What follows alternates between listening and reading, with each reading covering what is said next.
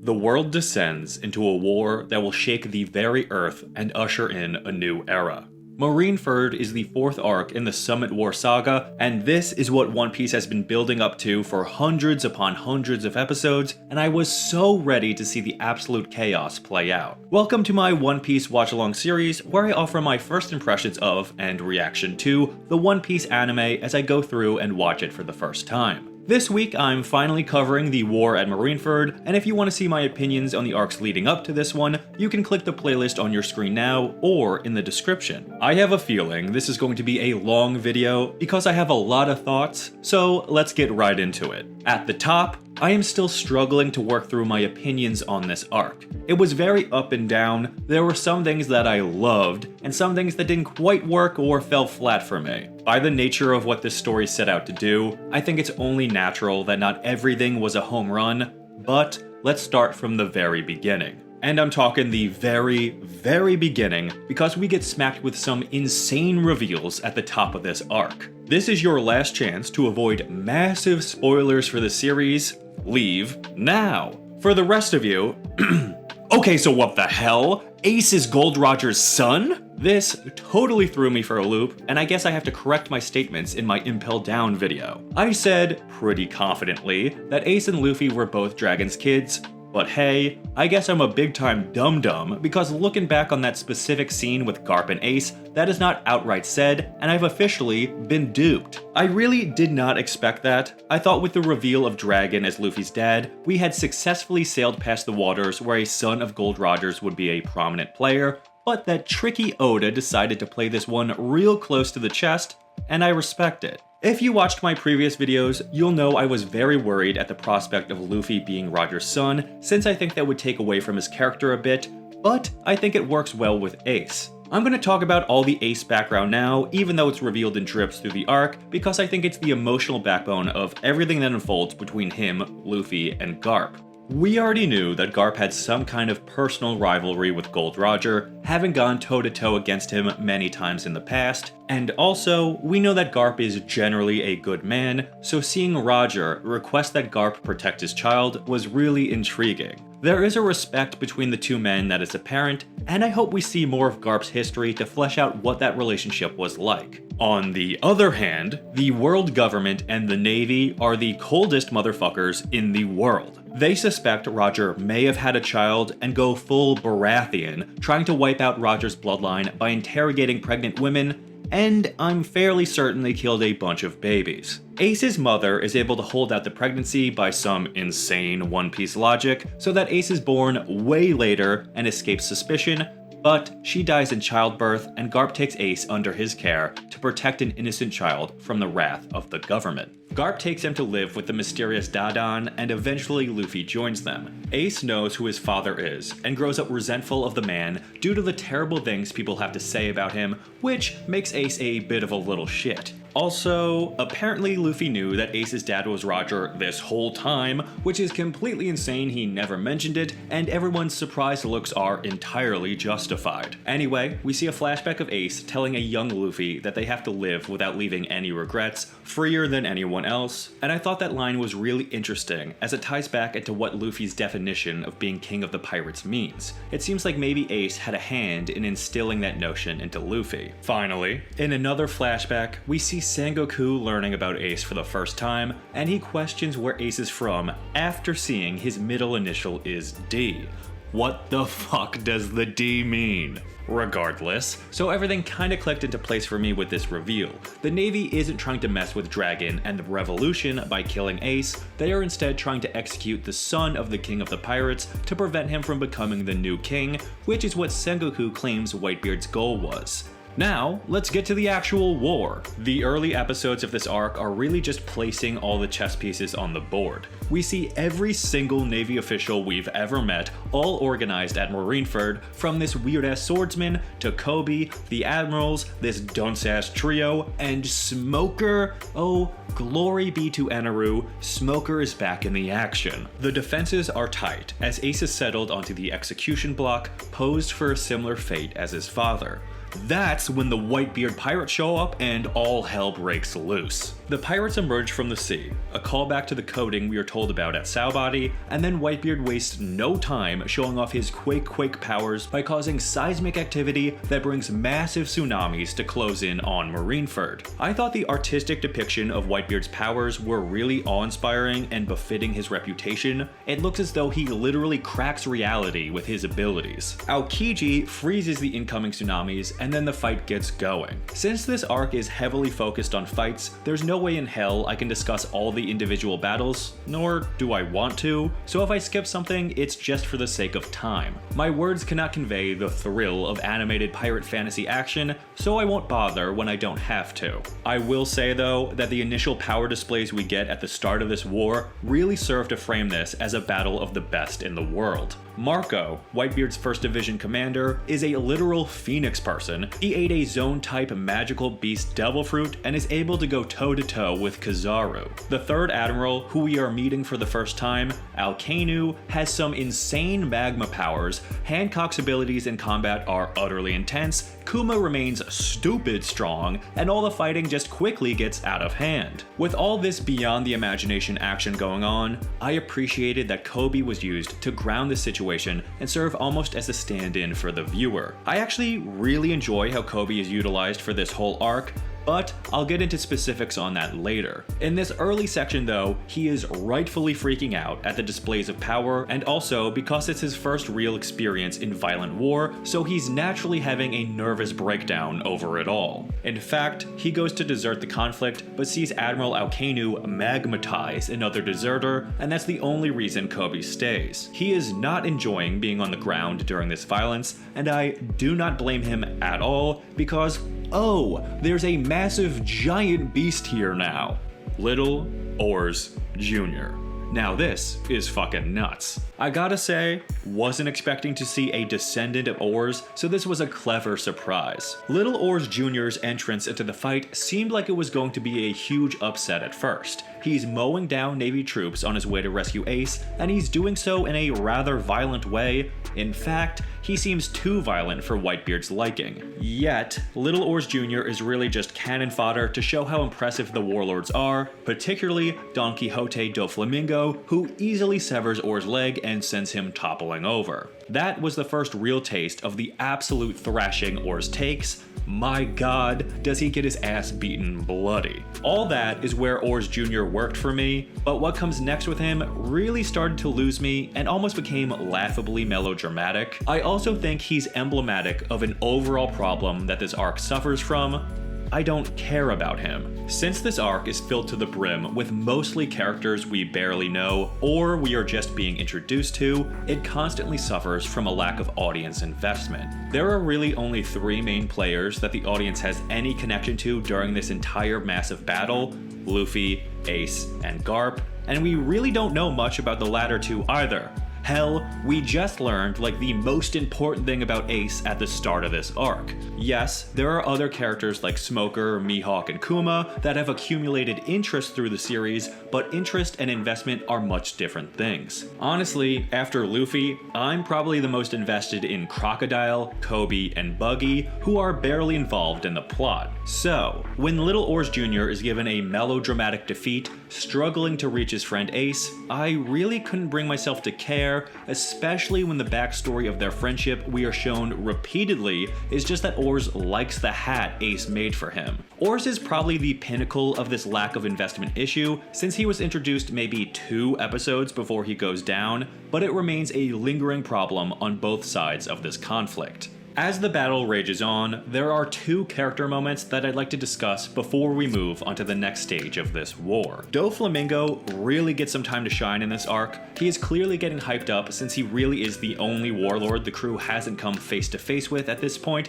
and I think he has a line of dialogue that gives us a real good hint at his personality. 正義は勝つって、そりゃそうだろう。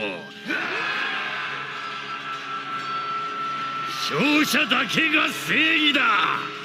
That about sums up the world government's thought process throughout the series thus far, and I appreciate what a clever observer Doflamingo seems to be. This arc really made me excited for when he inevitably clashes with the Straw Hats. The second character moment comes from Garp. As the time of Ace's execution draws near, Garp is clearly having some serious internal conflict between his family and his duty. We see a flashback of Garp and the boys, where he is trying to convince them to be Navy men for their own good. He walks up to the execution platform where Ace is positioned, overlooking the battlefield, and says, 悪党に同情はねえが、家族は違う。 He breaks down in tears and sits beside Ace. He doesn't know what else to do other than be there for Ace in his final moments. I think this really says something about who Garp is at his heart. He is a sworn Navy soldier, a true believer in the cause, but the sons of the most heinous criminals he raised in secret are the most precious things in the world to him. Ace notices this behavior from Garp and begins to break down, but then we see something in the sky. Since Whitebeard has been pulling out all the stops with his forces, at first I thought these were some Sky Islanders come to aid in the fight, but turns out it's fucking Luffy, and honestly, I teared up at this point with a big smile on my face. Ace's reaction to spotting Luffy was great, and the comedy with everyone freaking out as they fall was the perfect turning point for the battle. It doesn't matter that I don't know how they got up there at this point, it's Luffy, so there's some way. The overall vibe of this moment is that Luffy is here, and everything is gonna work out, and I can't hide how much I love that. This right here is exactly why Luffy is such an endearing and great character. He's only been out of the story for a few episodes, but his mere presence and the earnestness he brings with him can make me tear up. Finally, the character I care about in this arc has arrived, and the battle is really about to have some stakes. We flash back to see that our crew of goons, who all escaped from Impel Down together, were caught up in Whitebeard's tsunami and stuck at the top of the wave once it was frozen by Aokiji, which I thought was really clever writing to take those epic displays of power and use them to provide a goofy setup for these dunces to make their grand entrance onto the battlefield. Things are much different now that the Impel Down players have arrived on the scene. I love how immediately Crocodile is gunning for Whitebeard, not wasting any time, but he is intercepted by Luffy because Luffy knows Ace likes Whitebeard. Here, we have the first conversation between Luffy and Whitebeard, and it goes about as well as could be expected. Luffy is as arrogant as ever, and tells Whitebeard that he's going to be king of the pirates over him. Whitebeard essentially treats Luffy like a little brat, but he seems to be testing him, getting a better sense of what kind of man he actually is. Their personalities seem to be fairly similar, and they end their conversation competing to see who will save Ace, which is classic, and I love it. Right after this, Buggy's men encourage him to finally take on Whitebeard like he boasted he would, and of course, Buggy gets cold feet, but he's singled out by Whitebeard and manipulated so easily into just staying out of the way. I'm glad we got the two Whitebeard attackers handled right away, although I am disappointed nothing really came out of those two setups. During Luffy's charge up to try and rescue Ace, this is the time where the warlords all really shine and is pretty much the last significant role all of them play for this arc. Let me start with by far the worst one, Moria. Moria has been horny for shadows this entire time, and let me just say that his shadow trick literally should not have worked at all during this fight. It was established in Thriller Bark that if the original person dies, then their shadow would disappear. That's the whole reason Moria keeps the Straw Hats alive. Also, it's established that if a person doesn't have their shadow and is in the sunlight, then they die. Hence the entire final conflict of that arc and Brook being trapped for years in fog. So, for Moria to take shadows to boost his strength during this battle simply should not have worked. The Navy soldiers should have burned in the sun and died, and the shadows should have disappeared. Am I missing something? Or is this just another example of how this story cannot seem to make Moria work? I'm very happy Jinbei fucked him up so easily. Meanwhile, Smoker finally goes after Luffy. After hearing that Dragon is Luffy's father, everything makes sense to Smoker, and he's still out to settle the score between them. Surprisingly, Smoker is still too much for Luffy to handle, but Hancock steps up, absolutely furious, and takes Smoker on with her haki.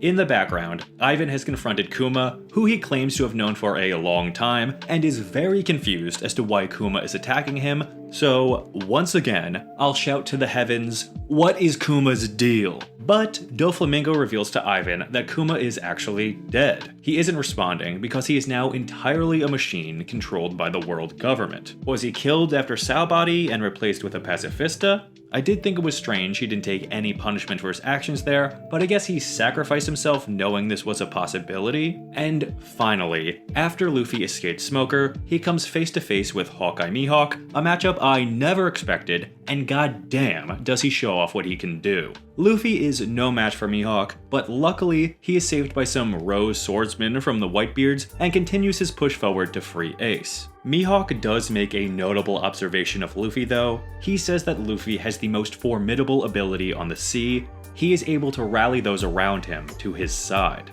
I really appreciated that insight as it's very true. Luffy has already managed to get the full support of the Whitebeards on his charge forward. Things are a struggle during this early stage of the assault, but they quickly get worse with the arrival of pacifistas and one of Whitebeard's commanders, Squard, stabbing him straight through the chest. Good work, idiot. Squard was manipulated into believing Whitebeard had made some kind of deal with the Navy by Alkanu, but Whitebeard hugs and forgives Squard right away, which says a lot about his character. Even though Squard completely fucked it and had such little faith in Whitebeard that he was easily tricked on the battlefield by one of the heads of the enemy army, he has shown kindness, compassion, and mercy. Whitebeard then breaks the ice walls so any of his allies can flee at any time. He doesn't want them to feel forced into this war. This is a perfect example of Whitebeard's compassion versus Sengoku's manipulation. I kinda always liked Sengoku, really for no reason other than the GOAT, but this arc really made me fucking hate him. And after this, Whitebeard finally leaps into action. As the final push begins, Luffy cannot get through the massive army of Navy soldiers by just charging in, so he asks Jinbei for a favor. Jinbei launches Luffy from the sea, and he lands right in front of all three admirals in this insanely dope shot, which is the most Luffy thing of all time. This boy stands no chance against these three monsters, even with the piece of wood he brought to help out. He puts up a valiant effort, but is easily defeated and knocked away. He was unable to reach Ace before the execution order was given, but then Crocodile saves Ace. I cannot get a read on this guy at all. If he has ties to Ivan, maybe he has ties to the Revolution? Seeing an opportunity to use Little Oars Jr.'s barely alive body, Whitebeard breaks through the walls into the center of the battlefield right before the execution platform. I want to talk about the layout of this setting for a moment, because I do think it isn't really handled that well. Since the setting itself is so bland and just consists of gray walls or ice, it's extremely difficult to have any sense of distance from Ace. This could have been handled better, but it's purely a directing problem. For example, after everyone breaks into this final section, in one scene, it could look like Whitebeard or Luffy are right in front of Ace, and then the next they're a mile away, struggling to get close. The problem with maintaining an understandable distance was more forgivable in the bay and on the ice, but now that they're on land, the fluctuating inconsistencies actually gets pretty annoying because it becomes impossible to know how close anyone is to achieving the one goal of this arc. As all of these people are closing in to save him, Ace begins to reflect on his life. We see that growing up, the secret son of Gold Roger was not easy on him. He went around asking people what they thought of Roger and what they think if he had a son, only to receive the harshest answers possible, which led Ace to constantly wonder if he even deserved to live. Looking over the battlefield, seeing Luffy, Whitebeard, and all of his crew and friends here for the sole purpose of saving him, Ace breaks down in tears. He's so happy that he can't stop crying, and after everything, now he finally wants to live. This moment gave me serious Robin vibes at Enies Lobby. Both characters, who have entire sagas dedicated to rescuing them, both had a similar mental state before seeing the ones they care about risk everything to save them. They both felt as though they didn't deserve to live, but realized that people truly care for them, which gives them a new lease on life. Obviously, these characters are different, but on paper, Ace and Robin's journeys in their respective sagas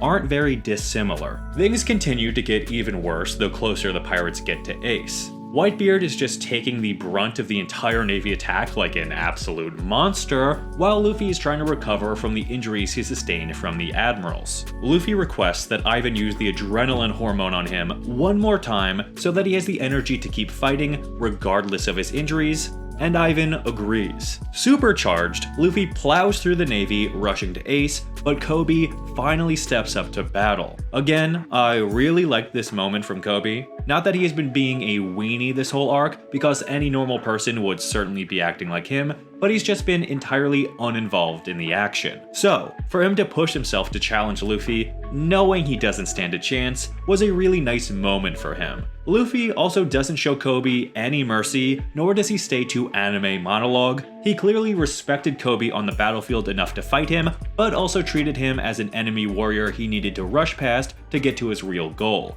I don't know why, but I really liked this moment. Following this, with Ace about to be executed again, Luffy shouts out in a rage and unleashes his Conqueror's Haki, knocking out a good portion of the battlefield and absolutely stunning literally everyone with this reveal. That damn handy Haki. With his path cleared, Luffy charges up to the execution platform, only for Garp to rise up and get between the brothers. I loved this moment. Garp claims that Luffy will have to kill him to get through, and we see a flashback of this family when the boys were kids. It's clear that Garp always wanted what was best for them, prodding them to be Navy men for their own safety. In the present, Luffy says that he can't bring himself to kill Garp.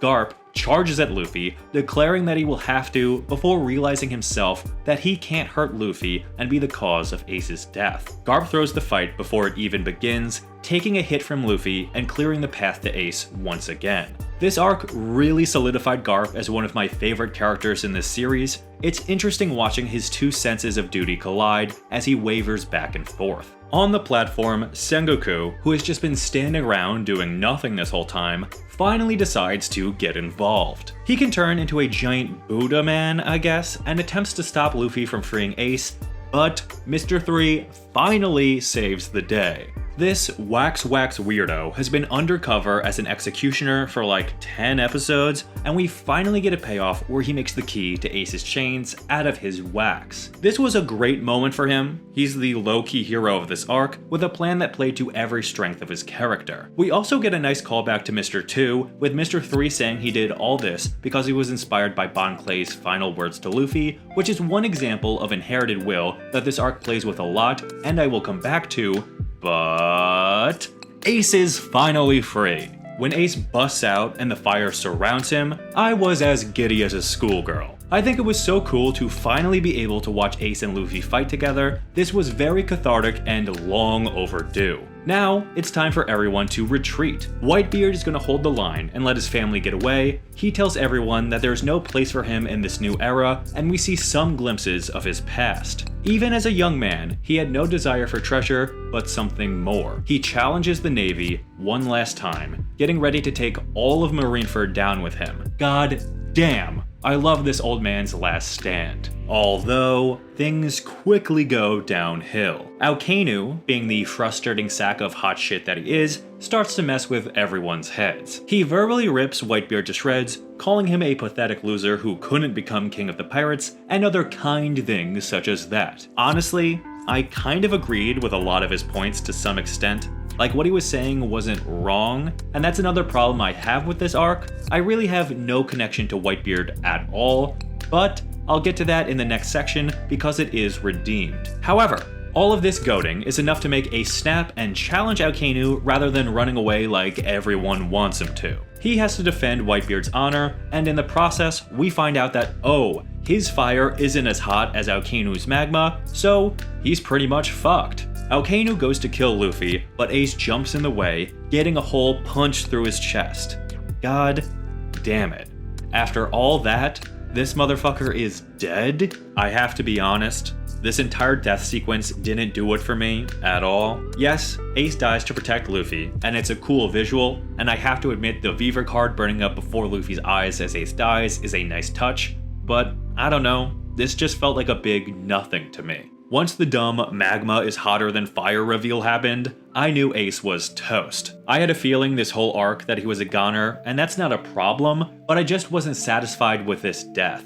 Ace did get some nice final words, and my complaint isn't that I don't like Ace as a character, or I think the emotional journey he goes on in this arc isn't a good one. Things just kind of felt anticlimactic. I know his death carries an emotional impact for all the characters involved, and I cared much more about how it affected other characters rather than the death itself, because at the end of the day, I don't know Ace. This whole death scene was telling me that I should care and have a real emotional reaction, but everything it was showing me just kind of made the whole scene feel hollow. And this isn't helped by later developments, but I don't want to stop the momentum dead in its tracks now, so I'll talk more about this toward the end of the video. Like I said, the best part about Ace's death is the impact it has on the other characters. Garp is about to go apeshit and kill Alkenu if Sengoku doesn't hold him down. Marco rallies the Whitebeard pirates to defend Luffy and get him to safety as he carries on Ace's life. And Whitebeard fully unleashes on Alkenu, completely destroying him while taking some fairly serious damage. While this specific action set piece was impressive and deeply satisfying, this retreat and retaliation section of the arc highlights another problem I have with it. There are so many characters on the board that it simply becomes impossible for the story to manage them all effectively.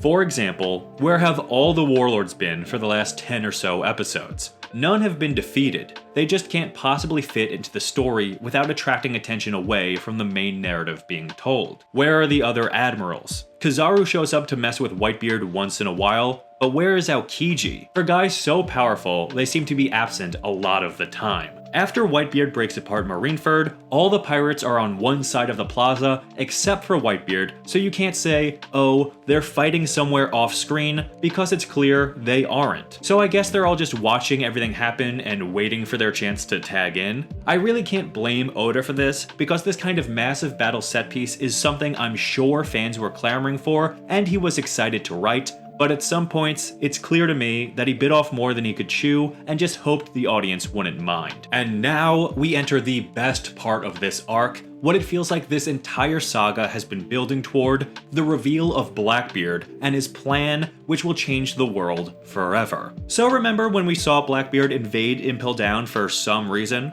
Well, turns out he plucked some fuckers from the Eternal Hell in order to join his crew, and they all seem to be some seriously bad mamma jammas. Blackbeard confronts Whitebeard, and Whitebeard claims that Blackbeard is the only crew member he won't call his son any longer, and who he can never forgive. Their fight starts, and it looks like Blackbeard may win at first, but Whitebeard turns the tables and really gives it to Blackbeard, so much so that we see a new side of him. Blackbeard turns into a weaselly coward, begging for his life like a pathetic worm when he realizes he alone doesn't have the power to take Whitebeard. Don't worry though, that's when Blackbeard's whole crew steps in to viciously gang murder Whitebeard in a deeply disturbing scene reminiscent of the assassination of Caesar.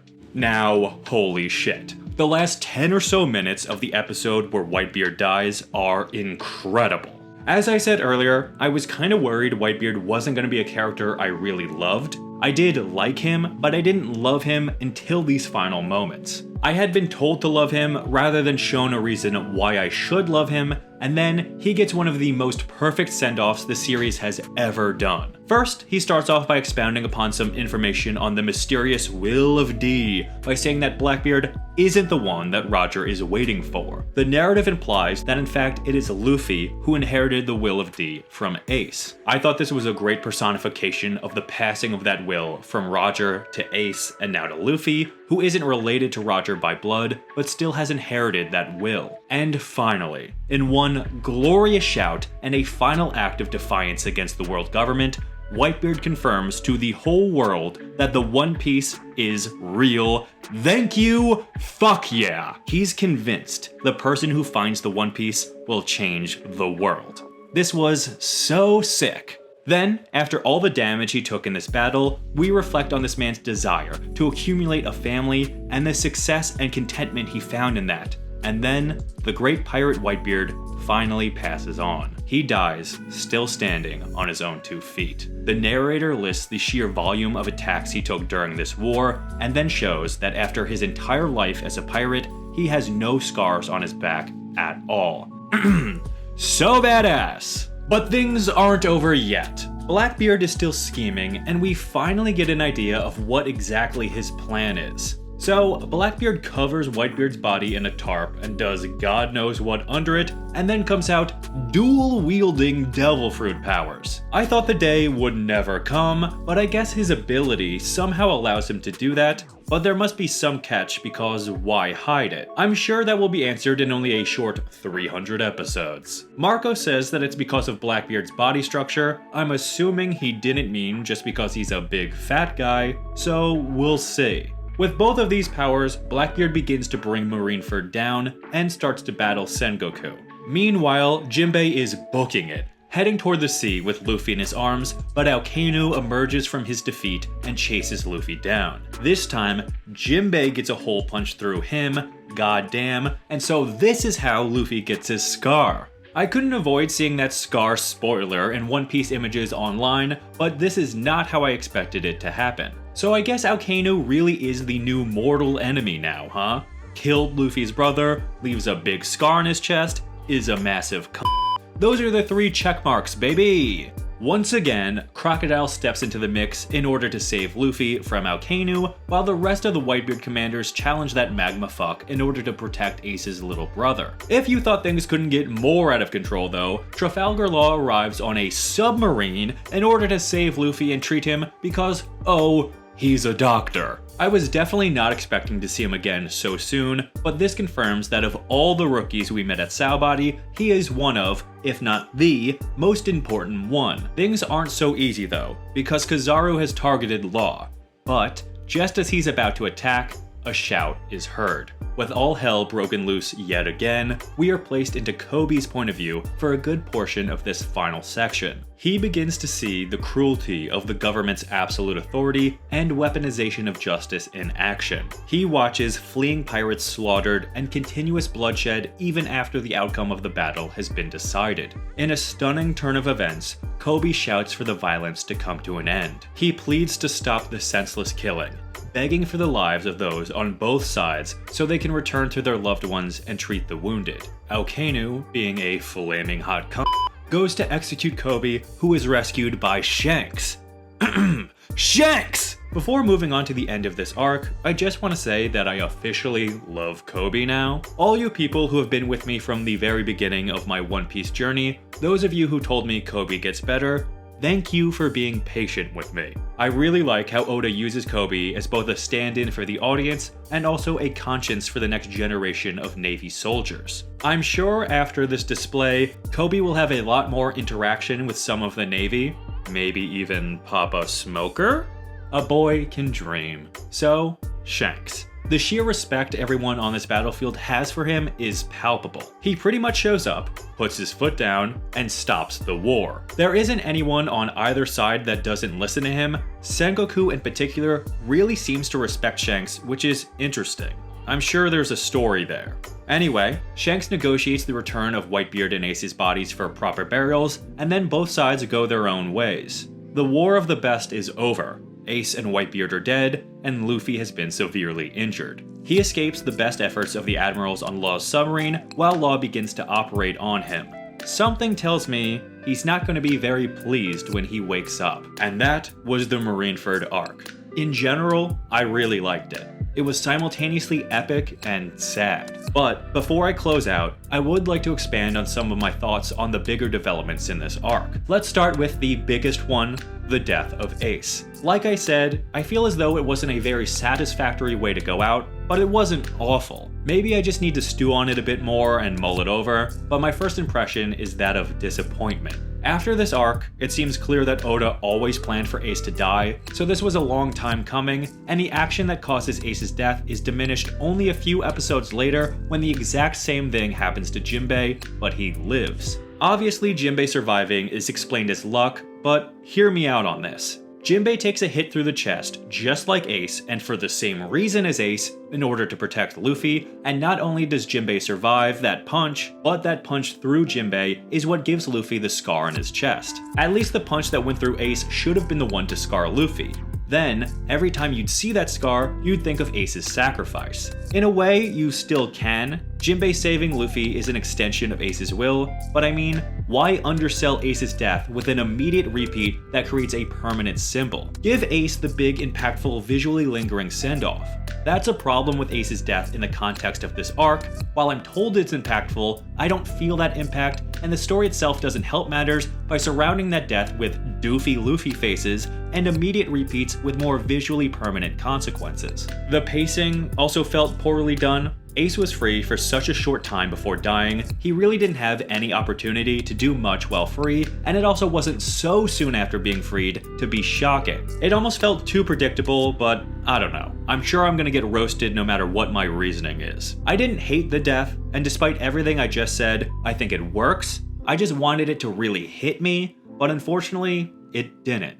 Maybe I'm just dead inside. On the flip side, everything that comes after Ace's death really delivers for me, and by the end of this arc, when Shanks arrives, I began laughing out of sheer amazement in my room alone. You know, like a crazy person. It's only after Ace's death that Whitebeard really steps up and brings me back into being invested in a meaningful way. With the character of Whitebeard, I felt pretty similarly to how I felt about Ace's death until those last few episodes where he gains my respect. I just felt like he was standing around for so long doing nothing, and then every time he was about to do something, he'd just go back to doing nothing. I know they say he was worried about hurting Ace, and I know the anime ruins the pacing of the story from the manga or whatever, but I'm talking about being a normal person just watching this TV show as if it was a TV show. He felt pretty underutilized to borderline lame by halfway through the arc. Yeah, he was tough and all, and I respect his whole crew family dynamic, but he never really showed me anything other than some weird old guy who's obsessed with his much younger friends and who does the occasional insane thing so his character doesn't get stale. But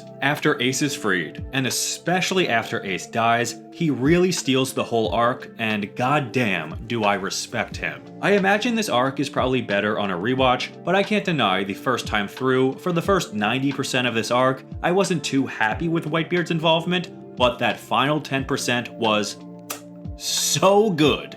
Finally, the overall biggest problem I have with this arc may also be a subtle theme in Luffy's journey. Yes, I liked this arc. I for sure liked it, but it didn't quite hit the highs on a narrative level that an arc like Enies Lobby did, which is the best arc I feel I can compare this one to, and I think there's one key difference as to why. I knew and deeply cared about what happened to all the protagonists at Enies Lobby, but at Marineford, there were just too many new faces to feel as invested in, so at times, instead of the sweet character development moments of Enies Lobby, you'd get more smashing your action figures together moments, and half the time, it was with characters we are being introduced to. With so much going on, it was hard to feel invested in any of the side battles because I didn't really have anyone to root for. Go Rose Sword guy, you're on the good team. I want you to win, and you look cool too. That's about as deep as my character support went for half the people on the board. Although, since this entire saga seems to be about Luffy's journey and failure without his crew, this could in part be a theme this arc is trying to get across. Either way though, even if it is a theme, that doesn't redeem the narrative problems that theme creates for this arc. At the end of the day, Marineford felt more like a world-building arc that sets the stage for the future of the series, rather than a satisfactory climax arc like Alabasta or Enies Lobby. It mainly served to introduce us to the main players in the new world, and establish what the overarching narrative problems will be for probably the majority of the rest of the series to some extent. It very much felt like, okay, here are all the players in the game, with hard teasers to a few others not directly met yet, and Blackbeard is the big bad. Only after that's all been established can the characters you care about come back into the series. It was a bold move. I think it had its pros and cons, but ultimately, I do think it hindered my investment in the storytelling. And those are all my thoughts on this massive arc. This is what One Piece has been building to for a long time, and now that we're through the war, I really don't know what to expect going forward. My next video on the post-war arc will be coming out in 2 weeks, and if it's anything like the post-Enies Lobby arc, then I think I'm in for a real treat with tying up some loose ends and hopefully setting the stage for the next couple of sagas too. I'm really excited to see where One Piece goes from here. I want the Straw Hats back together already. This is the first arc we don't see them at all, no friends' whereabouts or anything. They must take center stage in the post-war arc. God, I'm excited to get the squad back. Alright, once again, I'm just rambling at the end of a video. What did you think about Marineford? Was the arc satisfying to you? Who do you hate more? Blackbeard, or Alkanu? Let me know your thoughts on this arc in the comments. Thank you so much for watching. These videos can be long and rambly, so I really appreciate those who made it this far, even if you disagree with some of my points. I hope to see you loons in the next video, but until then, I'll shut up.